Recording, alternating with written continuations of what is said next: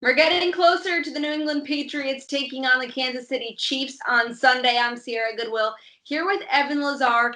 Everyone wants to know, can Patrick Mahomes be stopped? Because it hasn't seemed that that's the case throughout last season and the short 3 weeks so far of this season. What's the best strategy for the Patriots defense to tackle guarding, this explosive quarterback?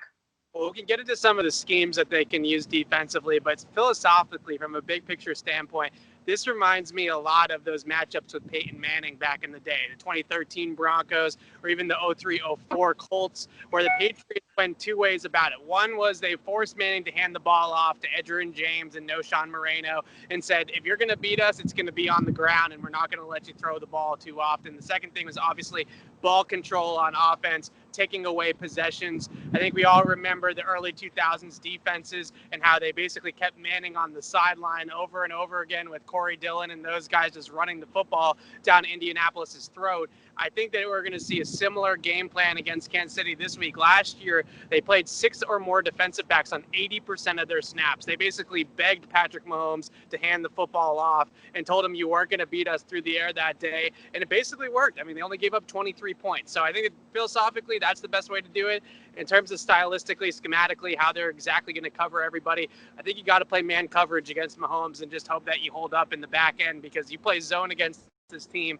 Andy Reid is so good at designing zone beaters and finding receivers open in open areas of space against zone. And these guys are so fast that if you don't hold them up at the line of scrimmage and they're already moving full speed, it's very difficult to pick them up and pass them off that way. So the Ravens learned that the hard way. Mahomes makes throws that no other quarterback can make, so you think you have it covered, then all of a sudden McCole Hardman sneaks behind the defense and Mahomes on a 12-step drop throws it off his back foot 80 yards in the air. That's the type of things he can do against zone coverage. So I think it's tight man-to-man coverage. Hope you hold up on that end, and obviously limit the possessions as best as you can. And Mahomes, Tyreek Hill, those are names that Patriots fans are all too familiar with.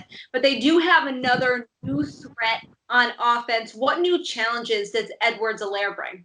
Well, they do such a great job of getting him the ball. And I think the biggest thing is obviously their running game is spearheaded a lot by RPOs and different types of motion actions. And Tyreek Hill is often kind of a second running back in a lot of those first down play calls. So they have kind of two guys that can carry the football. But the scariest thing to me about Edwards-Helaire is how they release him down the field in the passing game vertically. They find matchups for him. They get him up the seam. They do a lot of different things with their running backs, running them straight up the field that most teams just don't even do. So all of a sudden, you look at it and it looks like it's a 2x1 or a 3x1 set. Then the running back releases out upfield vertically, and all of a sudden there's 4 guys running verticals on one side of the field. That's really difficult for the defense to defend. So the Chiefs make it look like one thing, and then it's really kind of another thing. And there's a lot of adjustments and communication that has to happen on the fly defensively.